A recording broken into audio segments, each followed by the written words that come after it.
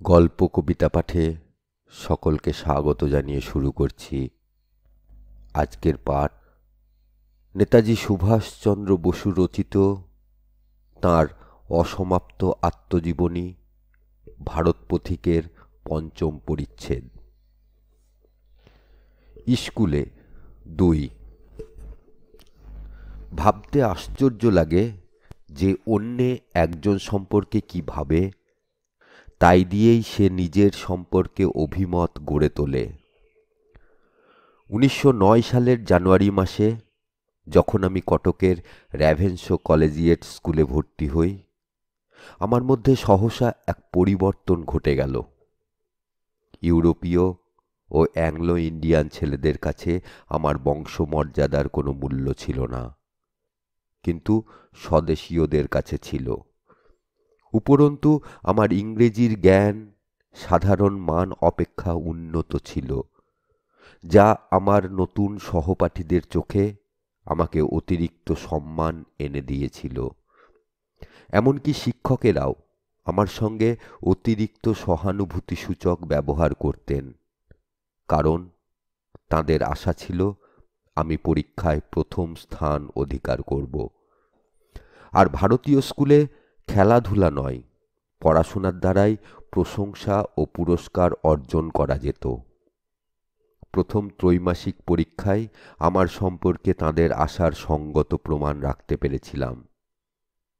যে নতুন আবহাওয়ায় আমি গড়ে উঠতে লাগলাম, সেখানে নিজের সম্পর্কে ভালো ধারণা করা আমার পক্ষে সম্ভব হয়েছিল। অর্থাৎ আমারও কিছু মূল্য আছে, আমি তুচ্ছ জীব নই।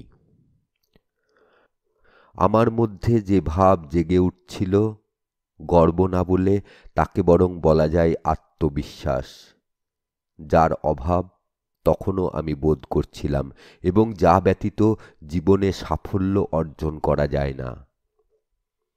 এবার শিশু শ্রেণীতে ভর্তি না হয়ে চতুর্থ শ্রেণীতে ভর্তি হয়েছিলাম। এখন যেভাবে সংখ্যা ধরা হয়, আমাদের সময় তা ছিল অন্যরকম। যেমন আগে প্রথম শ্রেণী ছিল হাই স্কুলের সর্বোচ্চ শ্রেণী। সেজন্য সবসময় উপরের দিকে তাকিয়ে থাকতে হতো না। চতুর্থ শ্রেণীর ছেলেরা নিজেদের উপরের শ্রেণীর ছাত্র বলে মনে করত এবং গাম্ভীর্য বজায় রেখে চলত। আমিও তাই করতাম। অন্যান্য অনেক সুবিধা ভোগ করা সত্ত্বেও একদিক দিয়ে আমাকে ভীষণ অসুবিধায় পড়তে হয়েছিল। এই স্কুলে ভর্তি হবার আগে আমি আমার মাতৃভাষা বাংলার একটা শব্দও পড়িনি, যেখানে অন্যান্য ছেলেরা অনেক দূর এগিয়ে গেছে। আমার মনে আছে, প্রথম দিন গরু কিংবা ঘোড়া সম্পর্কে একটি রচনা লিখতে গিয়ে সহপাঠীদের কাছে আমাকে হাস্যাস্পদ হতে হয়েছিল। আমি ব্যাকরণ সম্বন্ধে কিছুই জানতাম না, বানানেও খুব দুর্বল ছিলাম। সেজন্য শিক্ষক মহাশয় যখন আমার রচনা সারা ক্লাসে পড়ে শোনাচ্ছিলেন, তখন চতুর্দিক থেকে টিপ্পনী ও হর্ষধ্বনি ভেসে আসছিল। মনে হয়েছিল একেবারে ধুলায় মিশে গেছি। পড়াশোনায় কাঁচা থাকার জন্য বিদ্রূপ, এমন অভিজ্ঞতা এর আগে কখনো আমার হয়নি। তার উপর সম্প্রতি আমার মধ্যে এক প্রকার আত্মসচেতনতা দেখা দেওয়ায় আমি অতিমাত্রায় অনুভূতিপ্রবণ হয়ে উঠেছিলাম। সপ্তাহের পর সপ্তাহ, মাসের পর মাস বাংলা পড়া আমায় বিড়ম্বনায় ফেলেছিল। সাময়িকভাবে মানসিক যন্ত্রণা যতই তীব্র হোক না কেন, এ অপমান সহ্য করা ও গোপনে গোপনে ভালো ফল করার জন্য সংকল্প নেওয়া ছাড়া আমার আর কিছুই করণীয় ছিল না। ধীরে ধীরে কিন্তু অবিচলিতভাবে আমি অগ্রসর হতে শুরু করলাম এবং বার্ষিক পরীক্ষায় এই বিষয়ে সর্বোচ্চ নম্বর পেয়ে তবেই সন্তুষ্ট বোধ করতে পারলাম। নতুন পরিবেশ বেশ ভালোই লাগছিল, কারণ এই রকম পরিবর্তনই আমার কাম্য ছিল। অন্য স্কুলে যদিও আমি 7 বছর ছিলাম, আমার কোনো বন্ধু ছিল না। এখানে সহপাঠীদের অন্তত কয়েকজনের সঙ্গে আমার বন্ধুত্ব স্থায়ী হবে বলে মনে হচ্ছিল। আমার বন্ধুদের কেউই খেলোয়াড় ছিলেন না, কারণ খেলাধুলাকে আমি ভালো চোখে দেখতাম না। শুধু ড্রিল করতেই যা ভালো লাগতো। আমার নিজের এই সংকুচিত ভাব ছাড়াও আরও একটা বাধা ছিল, যার ফলে খেলাধুলায় উৎসাহ বোধ করিনি। স্কুল ছুটির পর কিছু খাবার খেয়ে ছেলেরা খেলতে যাবে, এটাই ছিল রীতি। আমরা এরকম করি, বাবা মা তা পছন্দ করতেন না। হয় তাঁরা মনে করতেন খেলাধুলার ফলে আমাদের পড়াশোনার ক্ষতি হবে, নতুবা খেলার মাঠের আবহাওয়াকে তাঁরা মানসিক স্বাস্থ্যের উপযোগী বলে স্বীকার করতেন না। সম্ভবত পরবর্তী সম্ভাবনাটাকেই তাঁরা বেশি গুরুত্ব দিতেন। যাই হোক, পারিবারিক পরিস্থিতি ছিল এই রকম যে বাইরে খেলতে যেতে কৌশল অবলম্বন করতে হতো। আমার কোনো কোনো ভাই ও মামারা অবশ্যই এমন করত, এবং মাঝে মাঝে যখন তারা ধরা পড়ে যেত তখন শাসনও করা হতো। তবে আমার বাবা মায়ের অভ্যাস জানা থাকার দরুন, বিশেষত তাঁরা গাড়ি করে অথবা হেঁটে বেড়াতে বার হতেন বলে সাধারণত তাঁদের এড়িয়ে যাওয়া সম্ভব হতো। যদি আমার অন্যান্যদের মতন তীব্র ইচ্ছা থাকত, তাহলে অনায়াসেই আমি তাদের সঙ্গে খেলতে যেতে পারতাম, কিন্তু আমি যেতাম না। উপরন্তু আমি তখন শান্ত নিরীহ প্রকৃতির মানুষ ছিলাম, এবং নীতিশাস্ত্র সম্বন্ধীয় সংস্কৃত শ্লোকগুলি আগ্রহের সঙ্গে পড়তে ব্যস্ত। এইসব শ্লোকের কোনো কোনোটাতে বলা হয়েছে যে পিতাকে মান্য করাই সর্বশ্রেষ্ঠ ধর্ম, পিতার সন্তুষ্টিতেই সব দেবতার সন্তুষ্টি, মাতা পিতা অপেক্ষাও গরীয়সী, ইত্যাদি ইত্যাদি। সুতরাং বাবা মা যাতে অসন্তুষ্ট হন এরকম কোনো কাজ না করাই সঙ্গত মনে করতাম। তাই যারা বাইরে খেলতে যেত না তাদের নিয়ে বাগানের কাজে লেগে যেতাম। আমাদের বাড়ির সংলগ্ন মোটামুটি বড় একটা রান্নাবাড়ি ও ফুলের বাগান ছিল। মালির সঙ্গে সঙ্গে আমরা গাছে জল দিতাম ও গাছের যত্ন করতাম, কিংবা খোঁড়াখুড়ি বা কেয়ারি সাজানোর কাজে সাহায্য করতাম। বাগানের কাজে এত আনন্দ পেতাম যে তার মধ্যে একেবারে ডুবে থাকতাম। অন্যান্য জিনিস ছাড়াও প্রকৃতির সৌন্দর্যের বিষয়ে এই বাগান পরিচর্যা আমার চোখ খুলে দিয়েছিল। সে সম্বন্ধে পরে আমার কিছু বক্তব্য আছে। বাগানের কাজ ছাড়াও শারীরিক ব্যায়াম ও ক্রীড়া কৌশল অভ্যাস করতে হতো। বাড়িতে এসবের ব্যবস্থা ছিল। আমার অতীত জীবনের দিকে ফিরে তাকালে একথাই মনে হয় যে খেলাধুলাকে অবহেলা করা আমার উচিত হয়নি। এর ফলে সম্ভবত আমি বালবৃদ্ধ হয়ে উঠেছিলাম, এবং আমার অন্তর্মুখী প্রবণতা তীব্র হয়ে দেখা দিয়েছিল। কি গাছ, কি মানুষ, কারো পক্ষেই খুব বেশি অকালে পেকে যাওয়া ভালো নয়, এবং এর জন্য পরিণামে ফল ভোগ করতে হয়। ক্রমে ক্রমে বেড়ে ওঠার প্রাকৃতিক নিয়মটা অলঙ্ঘনীয়, এবং শিশুদের যত অত্যাশ্চর্য প্রতিভাই প্রথমে আমাদের আকৃষ্ট করুক না কেন, বড় হবার পর উহা সাধারণত তেমন আর পূর্ণতা প্রাপ্ত হয় না। বছর দুয়েক জীবনটা প্রায় একইভাবে কেটে গেল। শিক্ষক ও ছাত্রদের মধ্যে বাঙালি ও উৎকলবাসী দুইই ছিল, আর তাদের সম্পর্কও ছিল খুবই সৌহার্দ্যপূর্ণ। প্রতিবেশী দুটি প্রদেশের অধিবাসীদের মধ্যে কোনো রকম বৈরীভাব বা মনোমালিন্যের কথা তখনকার দিনে শোনা যেত না। অন্তত আমরা ছাত্রেরা তো শুনিনি। আমাদের পরিবারের কথা যতদূর বলতে পারা যায়, ক্ষুদ্র সংকীর্ণতা বা প্রাদেশিকতা থেকে সৃষ্ট কোনো চিন্তা বা অনুভূতি আমাদের মধ্যে কখনো ছিল না। সেজন্য আমাদের বাবা মাকেই ধন্যবাদ দিতে হয়। আমার বাবা উড়িষ্যার বহু লোকের সংস্পর্শে এসেছিলেন, এবং তদ্দেশীয় অনেক বিখ্যাত পরিবারের সঙ্গে তাঁর ঘনিষ্ঠ ব্যক্তিগত সম্পর্ক স্থাপিত হয়েছিল। কাজেই তাঁর দৃষ্টিভঙ্গি ও সহানুভূতি ছিল উদার ও বিস্তৃত, এবং পরিবারের আর সকলের উপর অজ্ঞাতেই তা প্রভাব বিস্তার করেছিল।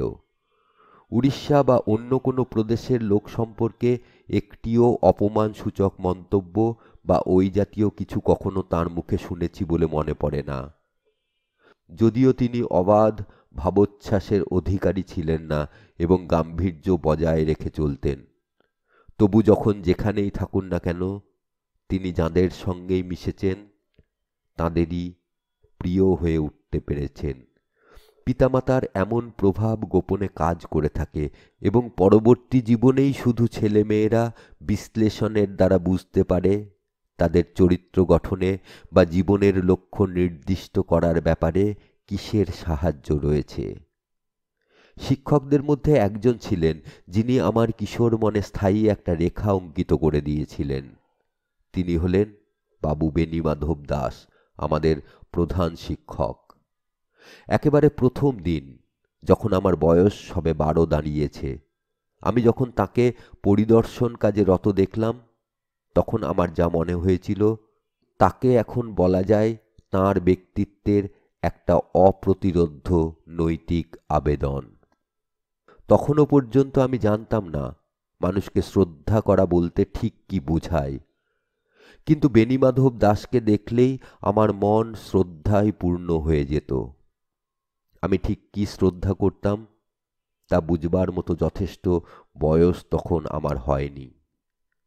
আমি শুধু এটুকু বুঝতে পারতাম যে তিনি একজন সাধারণ শিক্ষক ছিলেন না এবং তাঁর সমশ্রেণীর অন্যান্য সকলের থেকে তিনি শুধু পৃথকই নন, তাঁদের উপরেও বটে।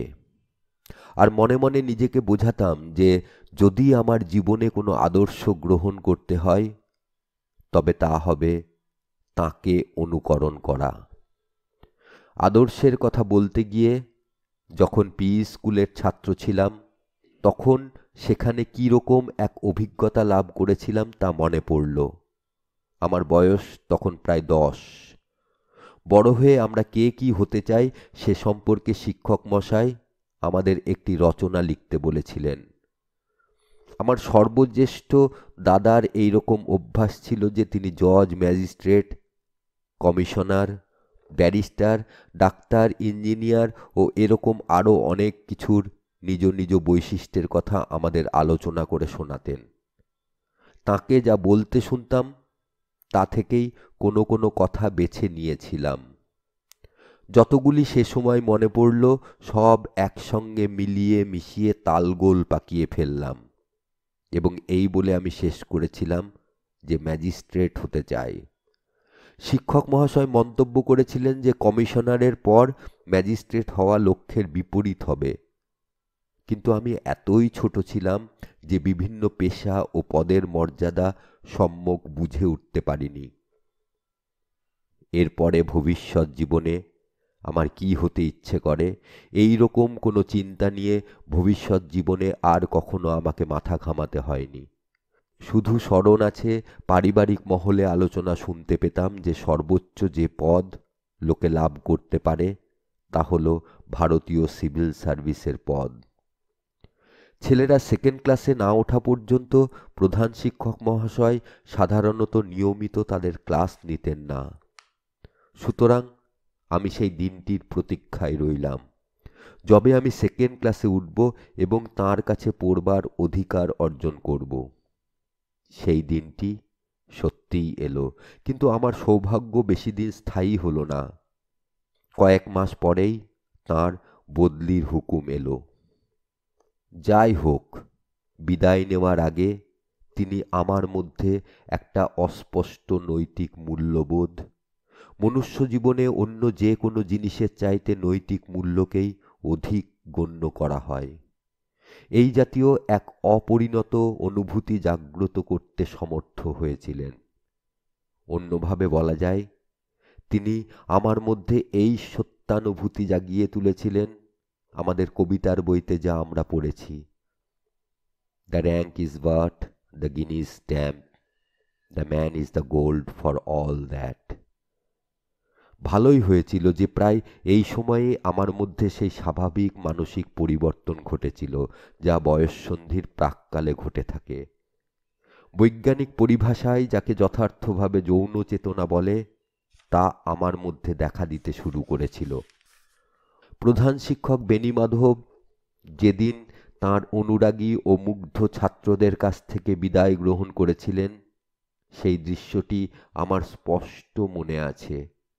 তিনি ক্লাসে ঢুকলেন, তাঁর বিচলিত ভাব গোপন ছিল না, এবং যখন তিনি আবেগ কম্পিত স্বরে বলতে লাগলেন, ভগবান তোমাদের আশীর্বাদ করুন, এ প্রার্থনা করা ছাড়া আমার আর কিছু বলার নেই, আমি আর শুনতে পারলাম না।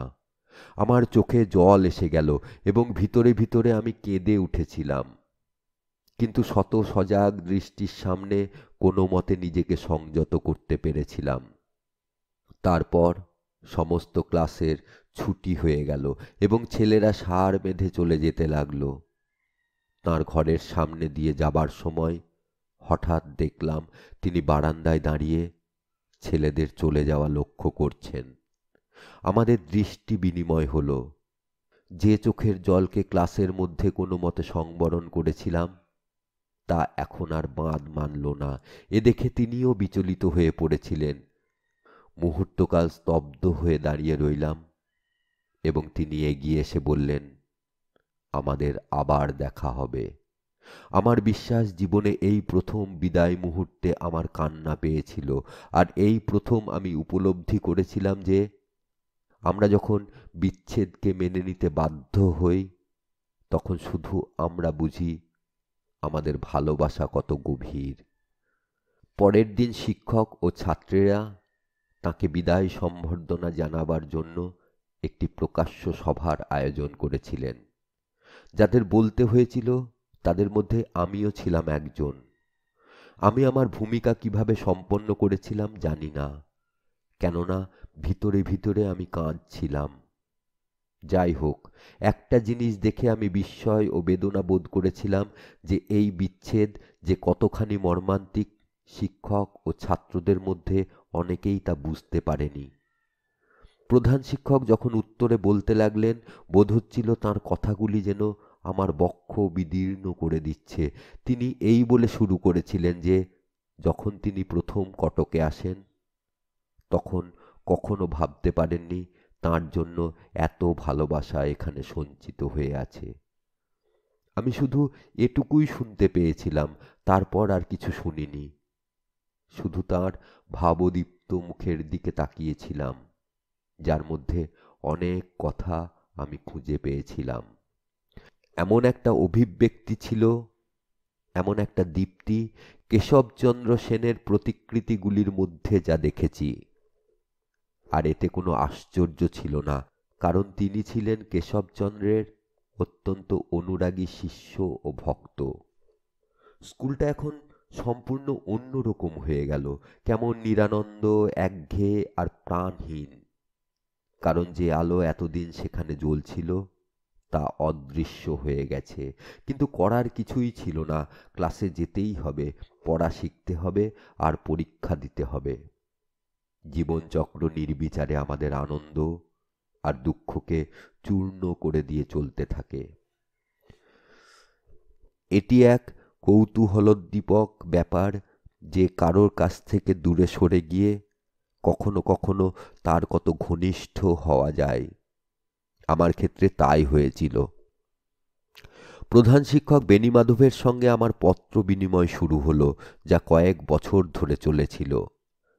একটা জিনিস এখন তাঁর কাছে শিখলাম, সৌন্দর্যের বিচারেই শুধু নয়, বরং নৈতিকতার দিক থেকেও প্রকৃতিকে কিভাবে ভালোবাসা যায় এবং তার কাছে অনুপ্রেরণা লাভ করা যায়। তাঁর উপদেশানুসারে যা করতে লাগলাম তাকে বলা যায় এক প্রকার প্রকৃতি পূজা। মনোরম সূর্যাস্তের আভায় নদীর তীরে বা পাহাড়ের উপরে কিংবা নির্জন প্রান্তরের মধ্যে সুন্দর একটা স্থান খুঁজে নিয়ে ধ্যান করতে থাকতাম। প্রকৃতির কাছে নিজেকে একেবারে সঁপে দাও, তিনি লিখতেন, এবং প্রকৃতির সদা পরিবর্তনীয় রূপের মধ্যে দিয়ে তার ভাষা শুনে নাও। এই রকম ধ্যানের দ্বারা তিনি মানসিক শান্তি, আনন্দ ও মনোবল লাভ করতেন। এই রকম প্রচেষ্টা চালিয়ে নীতিবোধের দিক থেকে কতটা লাভবান হয়েছিলাম বলতে পারি না, তবে এই প্রচেষ্টা নিঃসন্দেহে প্রকৃতির গোপন ও উপেক্ষিত সৌন্দর্যের প্রতি আমার দৃষ্টি খুলে দিয়েছিল ও আমাকে একাগ্রচিত্ত হতেও সাহায্য করেছিল। বাগানে ফুলের মধ্যে, নবপত্র পল্লবে ও নবীন বৃক্ষরাজিতে আমি এক অনির্বচনীয় আনন্দ খুঁজে পেতাম, এবং একাকী অথবা বন্ধুদের সঙ্গে প্রকৃতির এই আরণ্যক সৌন্দর্যের মধ্যে আমার ঘুরে বেড়াতে ভালো লাগত, যা গ্রামাঞ্চলে প্রচুর পরিমাণেই পাওয়া যায়। আমি সেই সত্য উপলব্ধি করতে পারলাম, কবি যাকে বলেছেন, a primrose by the river's brim, a yellow primrose into him, and it is something more. ওয়ার্ডসওয়ার্থের কবিতায় এখন নতুন একটা অর্থ খুঁজে পেলাম, এবং কালিদাসের কাব্যে ও মহাভারতে নৈসর্গিক দৃশ্যের বর্ণনা পরমানন্দে উপভোগ করতাম। আমার পণ্ডিত মশাইকে ধন্যবাদ, তা আমি মূল সংস্কৃতেই উপভোগ করতে পারতাম।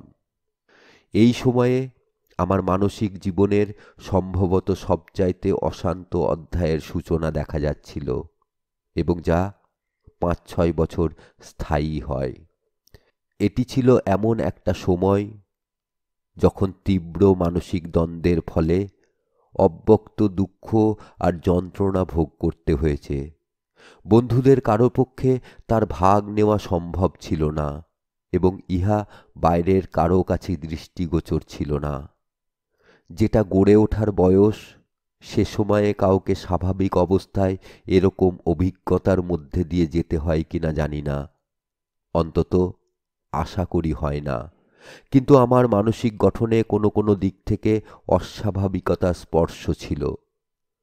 শুধু যে খুব বেশি অন্তর্মুখীনতাই আমার মধ্যে দেখা দিয়েছিল তা নয়, কোনো কোনো ব্যাপারে অকালপক্কও হয়ে উঠেছিলাম। ফল দাঁড়িয়েছিল এই যে বয়সে ফুটবল মাঠে নিজেকে পরিশ্রান্ত করে ফেলার কথা, তখন এমন সব চিন্তা আমাকে পেয়ে বসেছিল যেগুলি পরিণত বয়সের জন্য রেখে দিলেই ভালো হতো।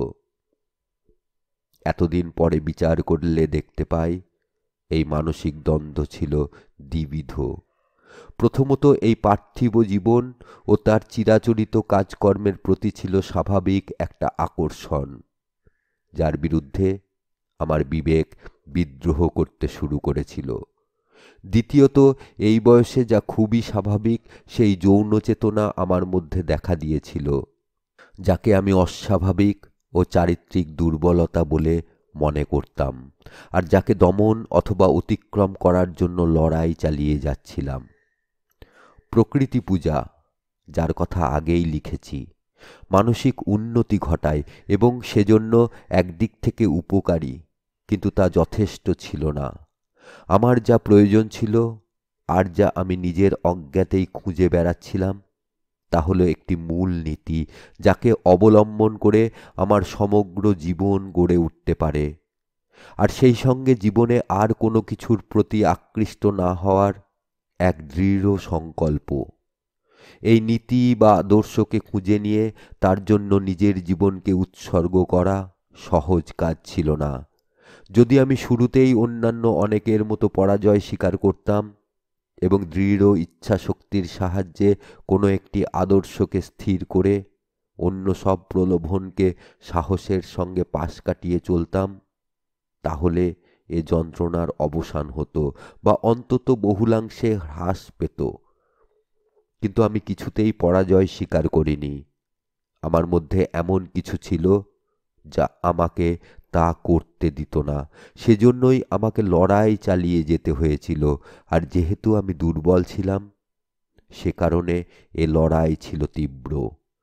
জীবনের লক্ষ্য স্থির করা আমার কাছে ততটা কষ্টকর ছিল না, যতটা ছিল সেই একমাত্র লক্ষ্যে সমগ্রভাবে মনোনিবেশ করা। জীবনের যে উদ্দেশ্য সর্বাপেক্ষা আমার কাম্য ছিল, সে সম্বন্ধে একটা সিদ্ধান্ত গ্রহণ করার পরেও বিপরীত বা অবাধ্য ইচ্ছাগুলিকে বশে এনে মানসিক শান্তি ও সমাবস্থা লাভ করতে আমার অনেক দিন সময় লেগেছিল। কারণ মন যত উন্মুখ হোক না কেন, প্রাকৃতিক দুর্বলতাও ছিল। আমার চাইতে অপেক্ষাকৃত বেশি মনের জোরের অধিকারী ব্যক্তির নিঃসন্দেহে এই সব সমস্যার আরও সহজে সমাধান করা সম্ভব হতো। একদিন নেহাতি দৈবক্রমে এমন একটা জিনিস পেয়ে গেলাম এই সংকটকালে, যা আমার প্রধান সহায় হয়ে দাঁড়ালো। আমার এক আত্মীয় পাশের বাড়িতেই থাকতেন। তিনি এই শহরে নতুন এসেছিলেন এবং আমাকে তার কাছে প্রায়শই যেতে হতো। তার বইগুলির উপর চোখ বোলাতে বোলাতে নজরে পড়ল স্বামী বিবেকানন্দের রচনাবলী। কয়েকটি পৃষ্ঠা উল্টিয়ে বুঝলাম এতে এমন কিছু আছে যা আমি খুঁজে মরছি। বইগুলি তাঁর কাছ থেকে চেয়ে নিয়ে বাড়িতে এসে সাগ্রহে পড়তে আরম্ভ করলাম। মজ্জাবোধি আমার শিহরণ খেলে গেল। প্রধান শিক্ষক মহাশয় আমার মধ্যে সৌন্দর্য ও নীতিবোধ জাগ্রত করেছিলেন, আমার জীবনে নতুন এক শক্তি এনে দিয়েছিলেন। কিন্তু এমন কোনো আদর্শ তাঁর কাছ থেকে লাভ করিনি যার জন্য সমগ্র সত্তাকে আমি উৎসর্গ করতে পারি। বিবেকানন্দ আমাকে তাই এনে দিলেন। দিনের পর দিন, সপ্তাহের পর সপ্তাহ, মাসের পর মাস তাঁর রচনাগুলি মনোযোগের সঙ্গে পড়তে লাগলাম। কলম্বো থেকে আলমোড়া পর্যন্ত তাঁর পত্রাবলী ও বক্তৃতাগুচ্ছ স্বদেশবাসীকে প্রদত্ত বাস্তব উপদেশে পরিপূর্ণ আমাকে সর্বাপেক্ষা অনুপ্রাণিত করেছিল।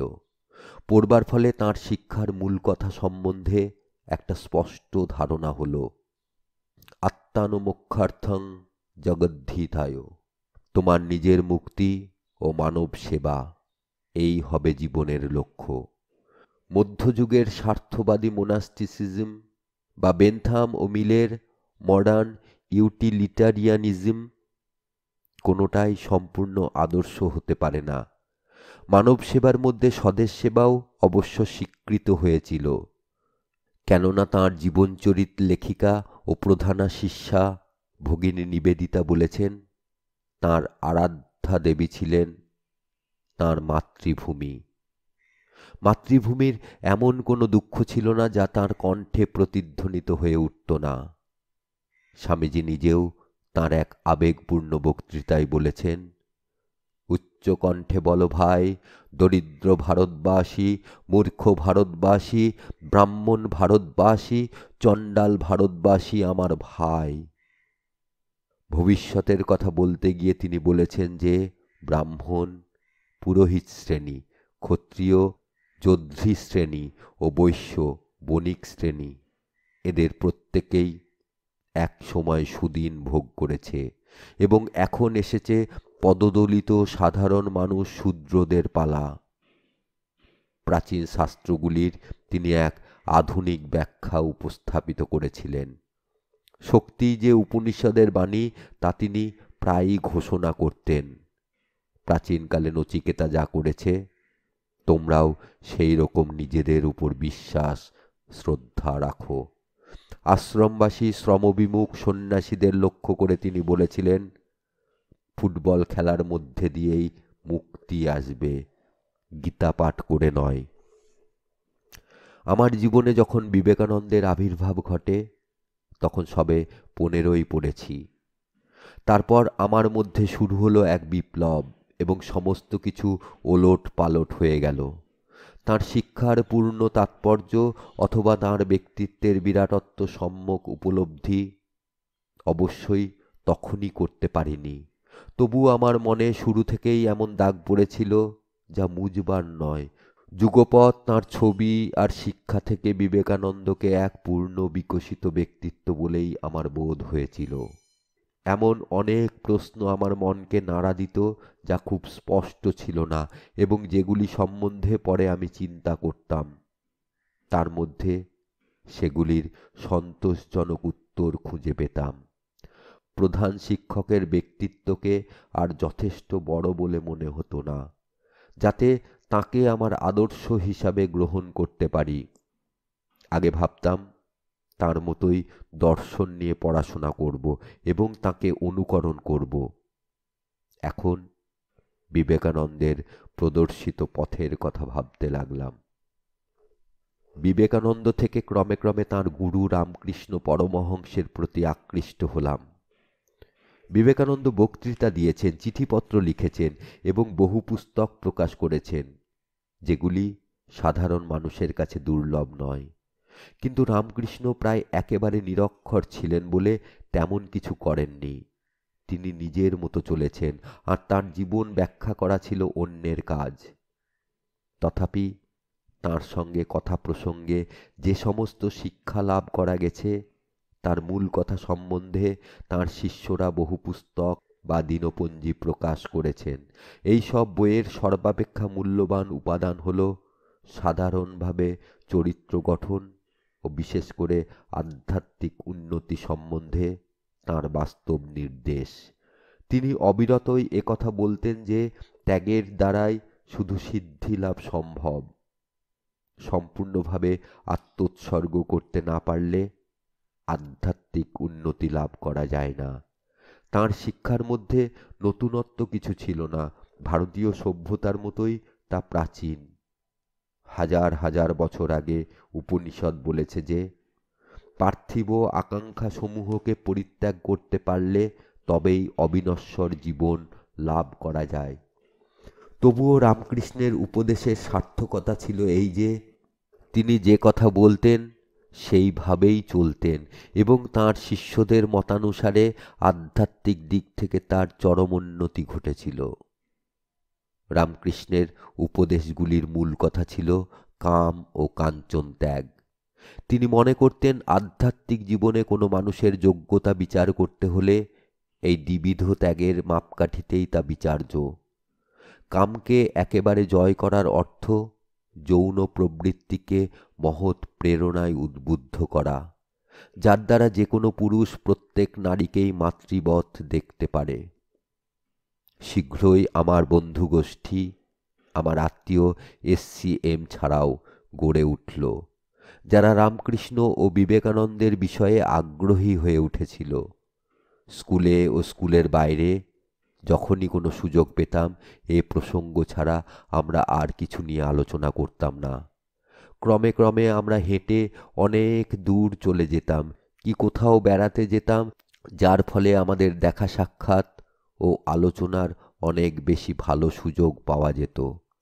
আমাদের সংখ্যা বাড়তে লাগলো এবং এক অল্পবয়স্ক ছাত্রকে আমাদের মধ্যে সাদরে টেনে নিয়েছিলাম, যে আধ্যাত্মিক ভাবাপন্ন ছিল এবং ভক্তিগীতি গভীর আবেগের সঙ্গে গাইতে পারত। বাড়িতে এবং বাড়ির বাইরে আমার প্রতি দৃষ্টি আকৃষ্ট হতে লাগলো। আমাদের অদ্ভুত অদ্ভুত আচরণের জন্যই তা অনিবার্য হয়ে উঠেছিল। কিন্তু যেহেতু আমাদের মধ্যে কেউ কেউ স্কুলে শীর্ষস্থান অধিকার করত, সেজন্য আমরা উচ্চ মর্যাদার অধিকারী ছিলাম এবং ছাত্রেরা আমাদের ঠাট্টা করতে সাহস পেত না। বাড়ির অবস্থা কিন্তু অন্যরকম ছিল। অচিরেই বাবা মা লক্ষ্য করলেন যে আমি প্রায়ই অন্যান্য ছেলেদের সঙ্গে বের হয়ে যাই। আমাকে জিজ্ঞাসাবাদ করা হলো, ভালোভাবে সতর্ক করে দেওয়া হলো এবং অবশেষে ভর্ৎসনা করা হলো। কিন্তু কিছুতেই কিছু ফল হলো না। আমার মধ্যে দ্রুত পরিবর্তন ঘটছিল এবং আমি আর নেহাত ভালো ছেলে ছিলাম না যে তার বাবা মাকে অসন্তুষ্ট করতে ভয় পাবে। আমার সামনে এখন নতুন একটা আদর্শ ছিল, যা আমার হৃদয়ে আগুন জ্বালিয়েছিল। নিজের মুক্তি সাধন এবং পার্থিব আকাঙ্ক্ষা সমূহকে বিসর্জন দিয়ে ও সব অন্যায়ের বিধিনিষেধ থেকে বের হয়ে এসে মানব সেবাকে সফল করে তোলাই ছিল আমার লক্ষ্য। আমি আর সেই সব সংস্কৃত শ্লোক আবৃত্তি করতাম না, যেগুলিতে পিতামাতাকে মান্য করার কথা জোর দিয়ে বলা হয়েছে। পক্ষান্তরে যে সমস্ত শ্লোকে বিদ্রোহের কথা ছিল, সেগুলির প্রতি আকৃষ্ট হতে লাগলাম। এই সময়ে যে পরীক্ষার মধ্যে দিয়ে আমাকে দিন কাটাতে হচ্ছিল, তার চাইতে তীব্র আর কোনো পরীক্ষা আমার জীবনে এসেছে কিনা সন্দেহ। রামকৃষ্ণের ত্যাগ ও শুদ্ধতার দৃষ্টান্তের ফল হয়েছিল এই যে আমার সমস্ত কুপ্রবৃত্তির সঙ্গে প্রচণ্ড লড়াই হয়ে উঠেছিল অনিবার্য। আর বিবেকানন্দের আদর্শ প্রচলিত পারিবারিক ও সামাজিক ব্যবস্থার সঙ্গে আমার সংঘর্ষ ডেকে এনেছিল। আমি দুর্বল ছিলাম, আর এই লড়াই যত দীর্ঘদিন ব্যাপী স্থায়ী হয়েছিল তাতে জয়লাভ করা সহজ ছিল না। মানসিক উত্তেজনা ও অশান্তি তাই প্রতিনিয়ত লেগেই ছিল। মাঝে মাঝে তার সঙ্গে যুক্ত হতো নৈরাশ্যবোধ। একথা বলা শক্ত, বাইরের অথবা অন্তরের সংঘর্ষের কোন দিকটা ছিল অধিক যন্ত্রণাদায়ক? আমার চাইতে বেশি বা কম অনুভূতিপ্রবণ মনের অধিকারী হলে অনেক সহজেই তা কাটিয়ে ওঠা যেত, কিংবা যন্ত্রণার তীব্রতা হতো অনেক কম। কিন্তু প্রতিকারের কিছু ছিল না। আমার জন্য যা জমা ছিল তা আমাকে ভোগ করতেই হয়েছে। বাবা মা আমাকে যতই সংযত করবার চেষ্টা করছিলেন, ততই আমি বিদ্রোহী হয়ে উঠছিলাম। অন্যান্য সকল চেষ্টাই যখন ব্যর্থ হলো, আমার মা কান্নার আশ্রয় নিলেন। কিন্তু তাতেও আমার মধ্যে কোনো প্রতিক্রিয়া হলো না। আমি উদাসীন, হয়তোবা খামখেয়ালি। নিজের পথে চলার জন্য যেন আরো বেশি দৃঢ় প্রতিজ্ঞ হয়ে উঠছিলাম। যদিও আমি অসুখী, এই বোধটা ভিতরে ভিতরে সর্বদাই বর্তমান ছিল। এভাবে পিতামাতাকে অমান্য করা আমার পক্ষে অস্বাভাবিক ও অপ্রীতিকর ছিল, কিন্তু দুর্বার স্রোতে আমি যেন সামনের দিকে এগিয়ে চলছিলাম। সে সময়ে আমি কি স্বপ্নে বিভোর ছিলাম, বাড়িতে গুরুজন তার খুব সামান্যই বিচার করতে বা বুঝতে পারতেন, আর সেজন্যই আমার দুঃখটা ছিল বেশি। একমাত্র সান্ত্বনা পেতাম বন্ধুদের সান্নিধ্যে, আর বাড়ির বাইরে গেলেই অনেক বেশি সহজ বোধ করতে শুরু করতাম। আমার কাছে পড়াশোনার গুরুত্ব কমে আসছিল, এবং কয়েক বছর খুব বেশি পড়াশোনা করেছিলাম বলেই আমার সর্বনাশ ঘটাতে পারেনি। এখন আমার কাছে একমাত্র গুরুত্বপূর্ণ বিষয় ছিল মানসিক বা আধ্যাত্মিক অনুশীলন। এই সময়ে আমার কোনো উপযুক্ত পথপ্রদর্শক ছিল না। বই পড়ে যতটা সাহায্য লাভ করা যায় সেদিকেই মনোনিবেশ করেছিলাম, কিন্তু এসব বইয়ের অধিকাংশই যে বিশ্বস্ত বা অভিজ্ঞ লোকের লেখা নয়, একথা পরে বুঝেছিলাম। ব্রহ্মচর্য অথবা যৌন সংযম সম্বন্ধে যে সমস্ত পুস্তক ছিল, সঙ্গে সঙ্গে সেগুলি পড়ে ফেলেছিলাম। তারপর সাগ্রহে শেষ করেছিলাম ধ্যান সম্বন্ধীয় পুস্তকগুলি। অনেক চেষ্টার পর যোগ, বিশেষত হঠযোগ সংক্রান্ত পুস্তকগুলি খুঁজে বের করে কাজে লাগিয়েছিলাম। যোগের প্রকৃত অর্থ মিলন ঈশ্বরের সহিত। যাই হোক, যোগ কথাটির দ্বারা শুধুমাত্র লক্ষ্যকেই নয়, উপায়কেও বোঝানো হয়ে থাকে। রাজযোগ ও হঠযোগ দুই প্রকারের যোগাভ্যাস আছে। রাজযোগের উদ্দেশ্য মানসিক ও হঠযোগের উদ্দেশ্য দৈহিক সংযম। এছাড়া অন্যান্য সকল পরীক্ষা করে দেখেছিলাম। যা যা আমাকে করতে হয়েছে তার যথাযথ বিবরণ দিতে গেলে তা একটি পরম উপভোগ্য কাহিনী হবে। মোটেই আশ্চর্য নয় যে কেউ কেউ মনে করেছিলেন উন্মাদ হতে আমার আর বেশি দেরি নেই। প্রথমে যখন যোগাভ্যাস শুরু করা স্থির করলাম, তখন সমস্যা দেখা দিল কিভাবে নিভৃতে তা করা যায়, এবং কেউ দেখে ফেললে কিভাবে উপহাসের বিরুদ্ধে দাঁড়ানো যায়। যোগাভ্যাসের সর্বোৎকৃষ্ট উপায় হল সূর্যাস্তের পর অন্ধকারে অনুশীলন, এবং আমি তাই করেছিলাম। কিন্তু শেষ পর্যন্ত একদিন ধরা পড়ে গেলাম, এবং তা নিয়ে হাসাহাসি হলো। একদিন রাত্রে যখন লুকিয়ে ধ্যান করছিলাম, দাসী বিছানা করতে এলে অন্ধকারে আমার সঙ্গে তার ধাক্কা লেগে গেল। যখন সে বুঝতে পারল একতাল মাংসের সঙ্গে তার ধাক্কা লেগেছে, তখন তার বিস্ময়টা একবার কল্পনা করুন। একাগ্রতার জন্য নানা রকম উপায় অবলম্বন করেছিলুম। সাদা পটভূমির কেন্দ্রস্থলে কালো একটা বৃত্ত এঁকে তার দিকে স্থির দৃষ্টিতে তাকিয়ে থাকতাম, যতক্ষণ না মন সম্পূর্ণভাবে ফাঁকা হয়ে যায়। মাঝে মাঝে নীল আকাশের দিকে তাকিয়ে থাকতাম, কিন্তু সব কিছুকে হার মানিয়েছিল মধ্যাহ্নের জ্বলন্ত সূর্যের দিকে অপলক দৃষ্টিতে তাকিয়ে থাকা। নানা রকম আত্মনিগ্রহেরও সাহায্য নিয়েছিলাম, যেমন সাধারণ নিরামিষ খাদ্য গ্রহণ, অতি প্রত্যুষে শয্যাত্যাগ, গরম ও ঠান্ডায় শরীরকে শক্ত করে গড়ে তোলা ইত্যাদি। কি বাড়িতে কি বাড়ির বাইরে এর অনেকটাই যতদূর সম্ভব গোপনে করতে হয়েছিল। রামকৃষ্ণের প্রিয় উপদেশগুলির একটি ছিল, জঙ্গলে বা তোমার বাড়ির নির্জন কোণে কিংবা মনে মনে ধ্যান করো, যাতে কেউ তোমাকে দেখতে না পায়। শুধু যে সমস্ত লোক তার কথা জানতে পারবে তারা হলো সশ্রেণীর সাধক বা যোগীগণ, যাকে আমরা যোগ বলে মনে করেছিলাম। কিছুকাল তা অভ্যাস করবার পর তার বৈশিষ্ট্যসমূহ তুলনা করে যেতে শুরু করলাম। কেউ আধ্যাত্মিকতার পথে অগ্রসর হলে অন্তরের ভিতর বহু আধিদৈবিক এবং সেই সঙ্গে অসাধারণ শক্তির আবির্ভাব ঘটে থাকে, একথা রামকৃষ্ণ প্রায়ই বলতেন। এবং এতে উল্লসিত বোধ করা বা যে কোনো প্রকারের আত্মপ্রচার বা আত্মসম্ভোগকে প্রশ্রয় দেওয়ার বিষয়ে তিনি তাঁর শিষ্যদের সাবধান করে দিয়েছিলেন। আধ্যাত্মিক চেতনার উচ্চতর স্তরে পৌঁছতে হলে এইসব আধিদৈবিক অভিজ্ঞতা ও শক্তিকে অতিক্রম করতে হবে। কয়েক মাস চেষ্টার পরেও দেখলাম এই রকম কোনো অভিজ্ঞতা আমার হয়নি। এক ধরনের বিশ্বাসের মনোভাব এবং আগের চাইতে অপেক্ষাকৃত বেশি মানসিক শান্তি ও আত্মসংযম লাভ করেছিলাম, কিন্তু ওই পর্যন্তই। ভাবলাম, গুরুর অভাবেই বোধহয় এটা হয়েছে, কেননা লোকে বলে গুরু ব্যতীত যোগ সাধনা সম্ভব নয়। অতএব শুরু হলো আমার গুরুর সন্ধান।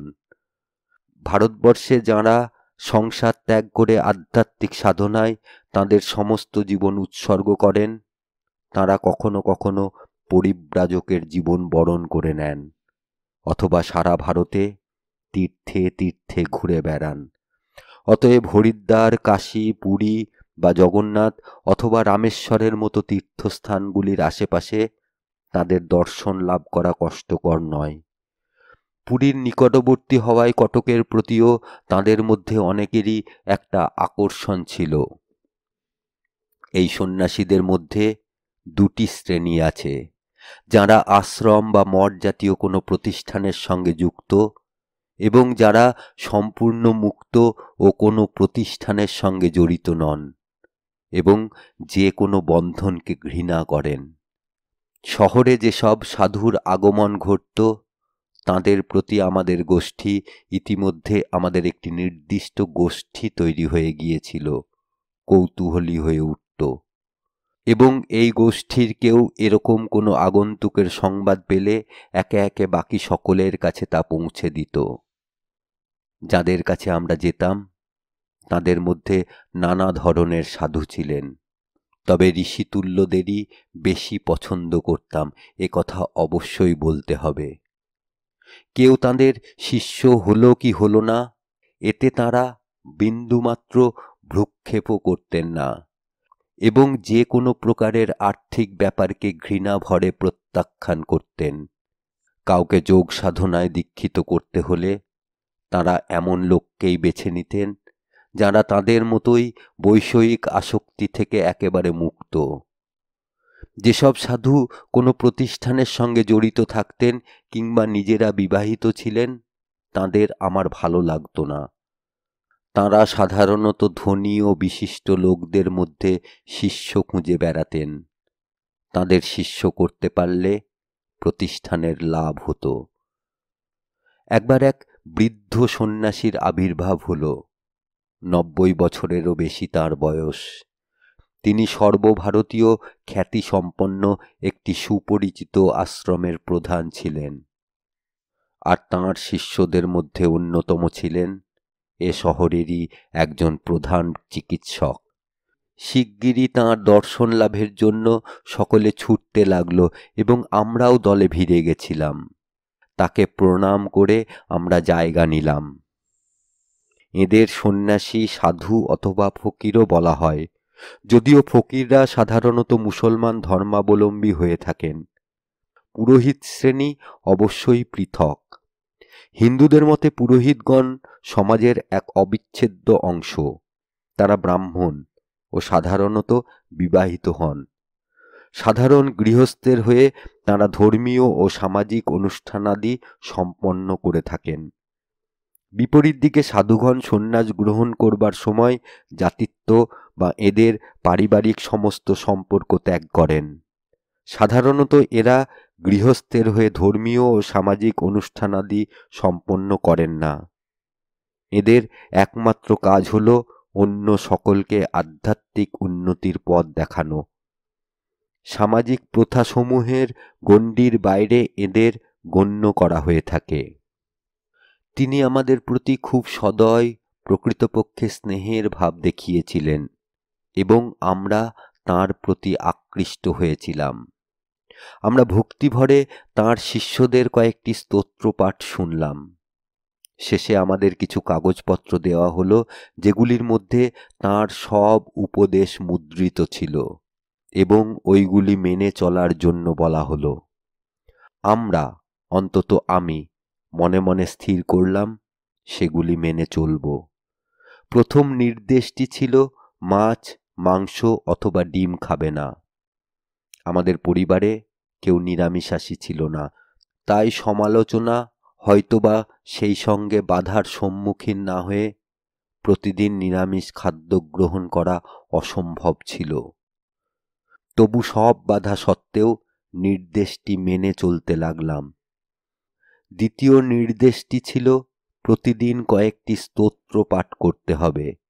এটি কঠিন ছিল না, কিন্তু পরের নির্দেশটি ছিল ভয়ানক, নিজের পিতামাতার বাধ্য হয়ে চলা। প্রতিদিন সকালে উঠে বাবা মাকে প্রণাম করার কথা বলা হয়েছিল। দুটি কারণে এ কাজ করা অসুবিধাজনক ছিল। প্রথমত, আমার বাবা মাকে প্রত্যহ প্রণাম করবার রীতি কখনো চালু ছিল না। দ্বিতীয়ত, আমি সেই অবস্থা পার হয়ে এসেছিলাম যখন আমার বিশ্বাস ছিল পিতামাতার বাধ্য হওয়াটাই একটা ধর্ম। আমার মধ্যে বরং এই রকম একটা ভাব এসেছিল যে কোনো দিক থেকেই আসুক না কেন আমার লক্ষ্যপথের প্রতিটি বাধাকে অগ্রাহ্য করতে হবে। যাই হোক, চূড়ান্ত ইচ্ছা শক্তির সাহায্যে নিজেকে বশে আনলাম এবং ভোরবেলা দৃঢ় পদক্ষেপে সোজা বাবার সামনে হাজির হয়ে গুরুর নির্দেশ মতো প্রণাম করলাম। এই অপ্রত্যাশিত ঘটনায় আমার বাবা কীরকম বিস্মিত হয়েছিলেন সে দৃশ্য এখনো আমার মনে আছে। তিনি জিজ্ঞাসা করলেন, ব্যাপার কি?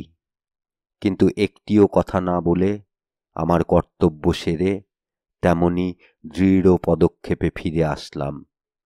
তিনি অথবা আমার মা, তাকেও ওই একই অভিজ্ঞতার সম্মুখীন হতে হয়েছিল। সে সময়ে আমার সম্বন্ধে কি ভেবেছিলেন তার ক্ষীণতম ধারণাও আজ পর্যন্ত আমার নেই। প্রতিদিন সকালে যথেষ্ট মানসিক শক্তি সংগ্রহ করে বাবা মার কাছে গিয়ে তাঁদের প্রণাম করা কিছু কম যন্ত্রণা ছিল না। পরিবারের লোকেরা, এমনকি ভৃত্যেরা পর্যন্ত বিস্মিত হয়ে ভেবেছে কিসের ফলে বিদ্রোহী ছেলেটি হঠাৎ এত বাধ্য হয়ে উঠল। তারা বোধহয় জানত না যে ব্যাপারটির পিছনে একজন সাধুর হাত ছিল। কয়েক সপ্তাহ, বোধহয় কয়েক মাস পর নিজেকে প্রশ্ন করতে শুরু করলাম যে উপরোক্ত সাধনার দ্বারা আমার কি লাভ হয়েছে, এবং সন্তোষজনক উত্তর না পেয়ে তা ছেড়ে দিলাম। রামকৃষ্ণ ও বিবেকানন্দের কথায় ফিরে গেলাম। নিজেকে আবার বোঝালাম ত্যাগ ভিন্ন, সিদ্ধি অসম্ভব। ধর্মীয় জীবন সম্বন্ধে আমার ধারণা ব্যক্তিগত যোগ সাধনার মধ্যেই সীমাবদ্ধ ছিল, এরকম ধারণা করা ভুল হবে। যদিও কিছুদিন যোগ সাধনা নিয়ে পাগল হয়ে গিয়েছিলাম, তবু ধীরে ধীরে একটা জিনিস স্পষ্ট হয়ে উঠল যে আধ্যাত্মিক উন্নতির জন্য সমাজের সেবা করা আবশ্যক।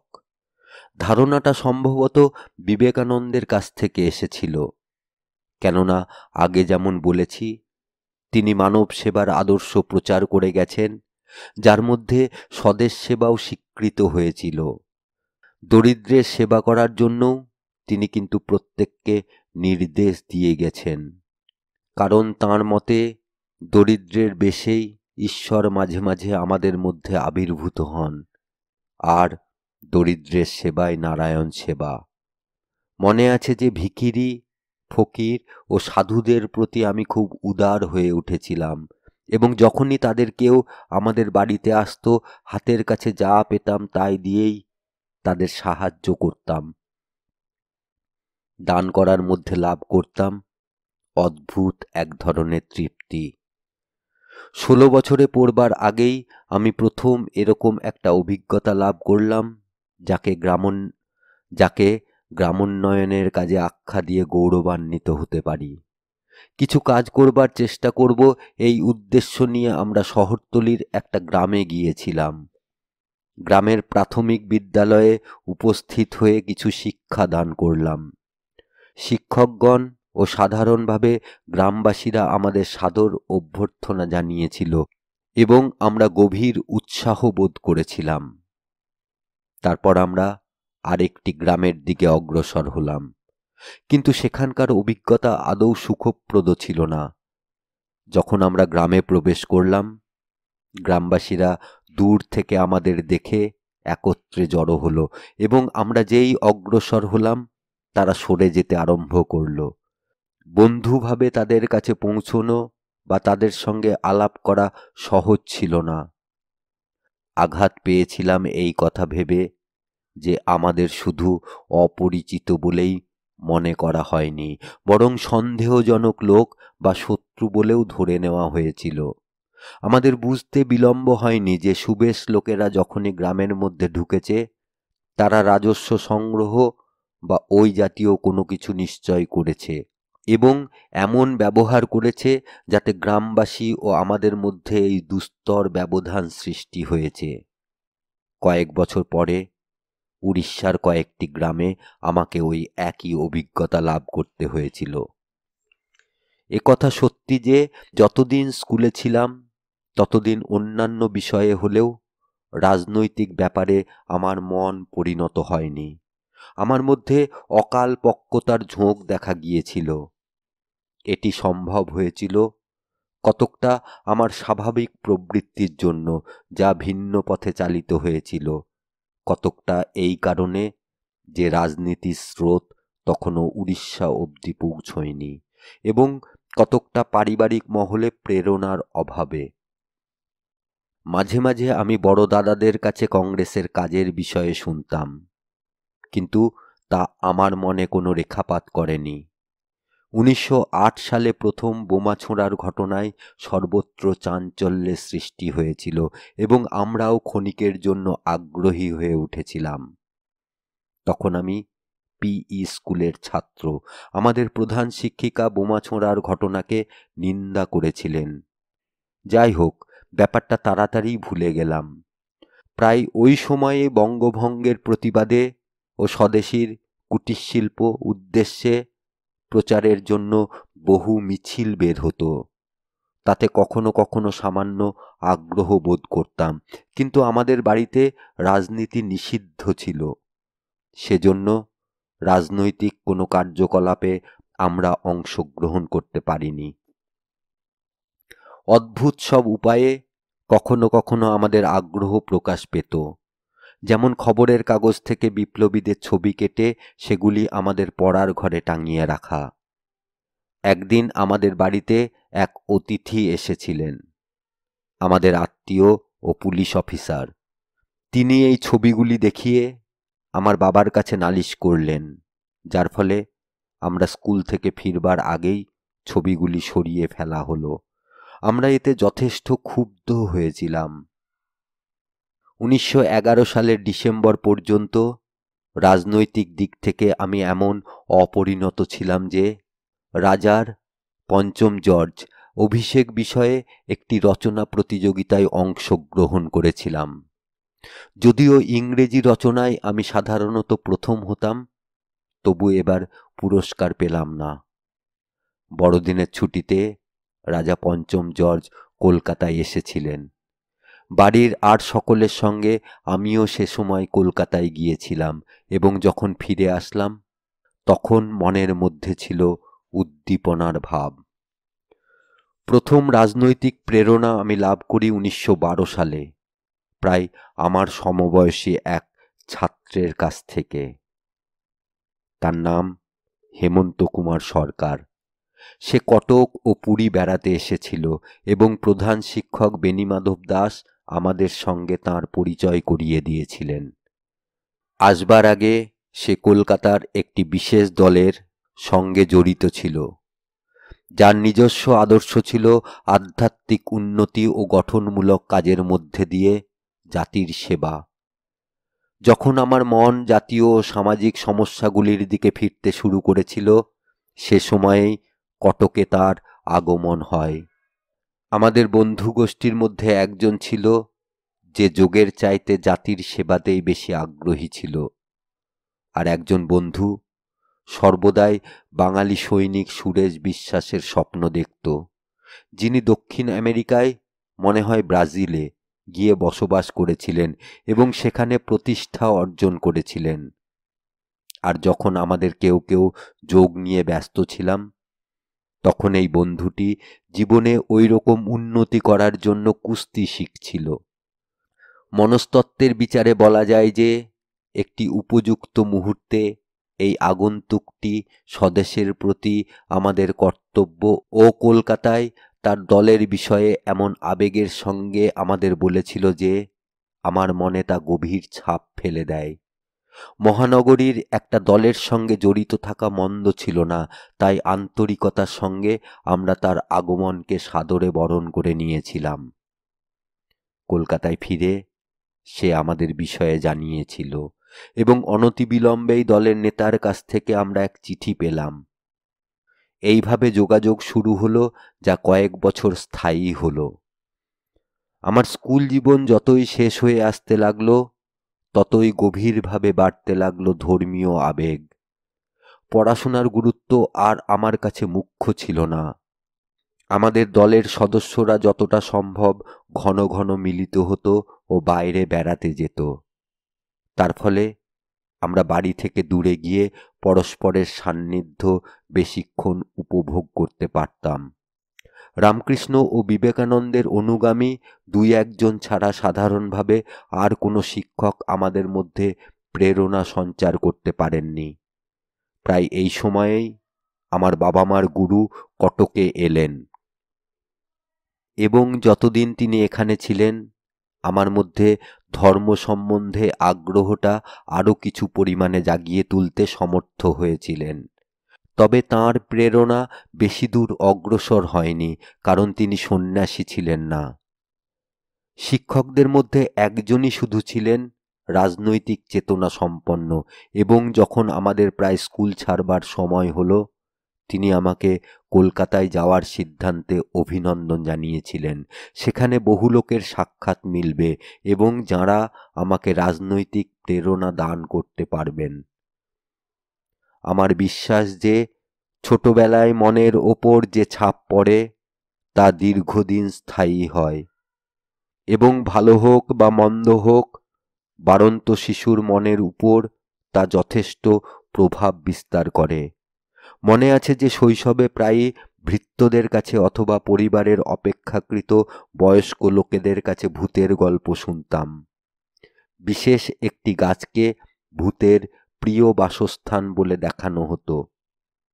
এই গল্পগুলি যখন রাত্রিতে বলা হতো, তখন শরীর হিম হয়ে আসত। জ্যোৎস্না রাত্রে এই রকম গল্প শোনার পর আলো ছায়ার কারসাজিতে গাছের উপর ভূত দেখা সহজ ছিল। আমাদের ভৃত্যদের মধ্যে একজন, একটি মুসলমান পাচক, একে নিশ্চয়ই দেখেছিল, কারণ একদিন রাত্রে সে বলে বসল তাকে কোনো ভূতে ভর করেছে। ওঝা ডেকে ভূত তাড়াতে হয়েছিল। অন্যান্য মহলেও এই রকম অভিজ্ঞতার আরও অনেক কথা শোনা যেত। যেমন আমাদের এক মুসলমান সহিস ছিল, যে আমাদের বলতো ভূত তাড়াবার কাজে সে কীরকম দক্ষ এবং এজন্য কতবার তার সাহায্য নেওয়া হয়েছে। সে বলতো তাকে কবজির কাছে হাত চিরে কিছু রক্ত দিতে হতো, যাতে ভূত চলে যাবার সময় তা পান করে যেতে পারে। তার কথার সত্যতা সম্পর্কে প্রশ্ন করা যেতে পারে, কিন্তু আসল কথা হলো এই যে আমরা তার কবজির উপরে মাঝে মাঝে পুরনো দাগের সঙ্গে সদ্য কাটা দাগও দেখতে পেতাম। সে একটু আধটু হাকিমিও করত এবং অজীর্ণতা, উদরাময় ইত্যাদি নানা প্রকার রোগের হাতুড়ে ওষুধ তৈরি করত। আমি অবশ্যই বলবো যে শৈশবের এই রকম অভিজ্ঞতার ফল আমার মনের ওপর বিশেষ উপকারী হয়নি এবং কৈশোর প্রাপ্তির পর এই সব প্রভাব কাটিয়ে উঠতে বেগ পেতে হয়েছিল। মনকে সংস্কারমুক্ত করার এই কাজে বিবেকানন্দ আমার অনেকখানি সহায় হয়েছিলেন। তিনি যে ধর্ম প্রচার করেছেন সেই সঙ্গে যোগ সম্পর্কে তাঁর ধারণা যুক্তিসঙ্গত দর্শনের উপর, বেদান্তের উপর প্রতিষ্ঠিত ছিল এবং বেদান্ত সম্বন্ধে তাঁর ধারণা বিজ্ঞানের বিরোধী ছিল না, বরং বৈজ্ঞানিক সূত্রগুলিকে ভিত্তি করেই ইহা গড়ে উঠেছিল। তাঁর জীবনের ব্রতগুলির মধ্যে একটি ছিল বিজ্ঞান ও ধর্মের সমন্বয় সাধন, এবং তাঁর মতে এটা সম্ভব ছিল বেদান্তের মধ্যে দিয়েই।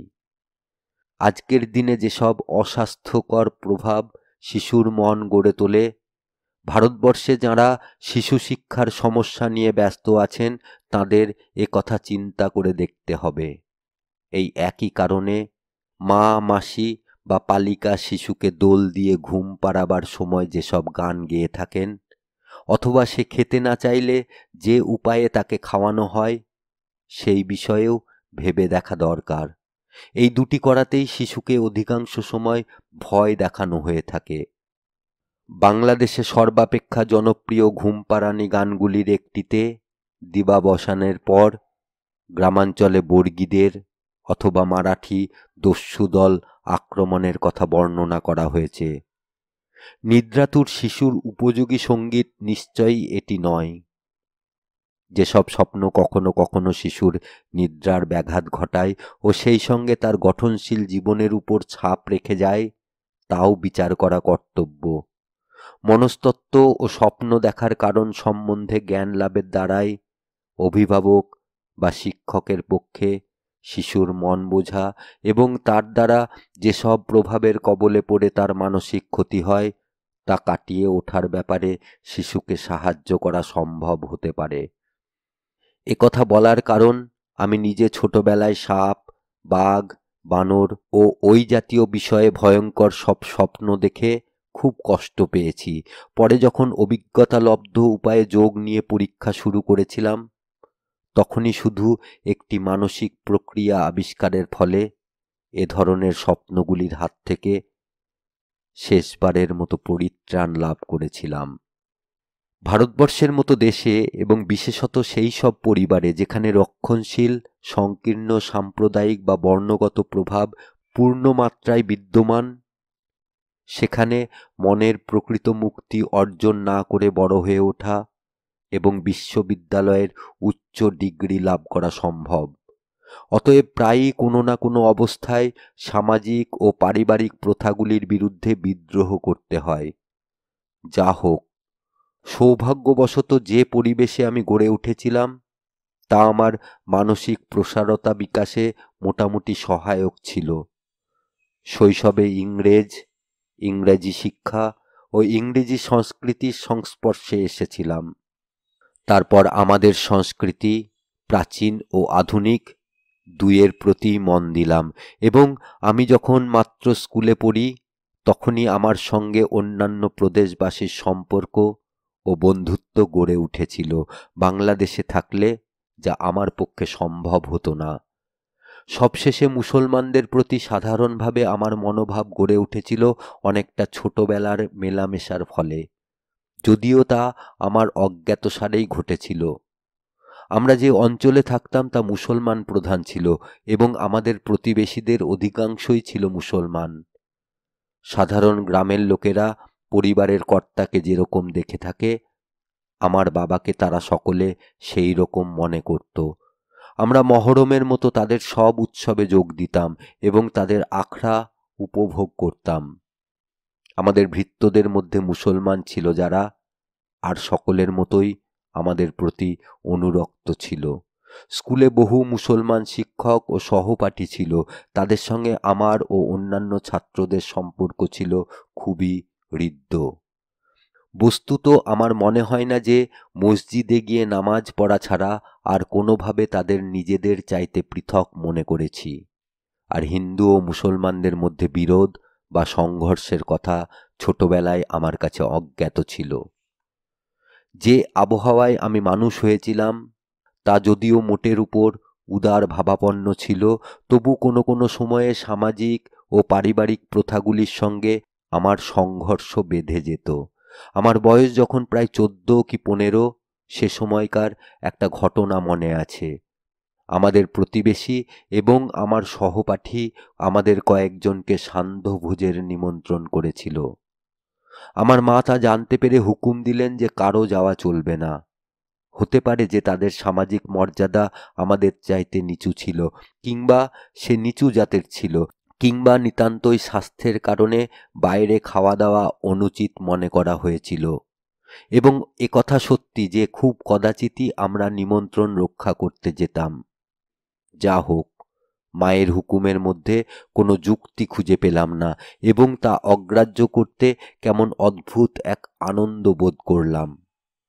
যখন আমি ঐকান্তিকতার সঙ্গে ধর্ম ও যোগ সাধনায় ব্যাপৃত ছিলাম এবং যেখানে খুশি যাওয়ার এবং যার সঙ্গে ইচ্ছা দেখা করার স্বাধীনতা চেয়েছিলাম, তখন আমাকে প্রায়ই পিতামাতার বহু আদেশের বিরুদ্ধাচারণ করতে হয়েছে। কিন্তু এই সব আদেশ অমান্য করতে আমি কিছুমাত্র ইতস্তত করিনি, কারণ ইতিমধ্যে বিবেকানন্দের প্রেরণায় আমার বিশ্বাস জন্মেছিল যে আত্মবিকাশের জন্য বিদ্রোহ প্রয়োজন।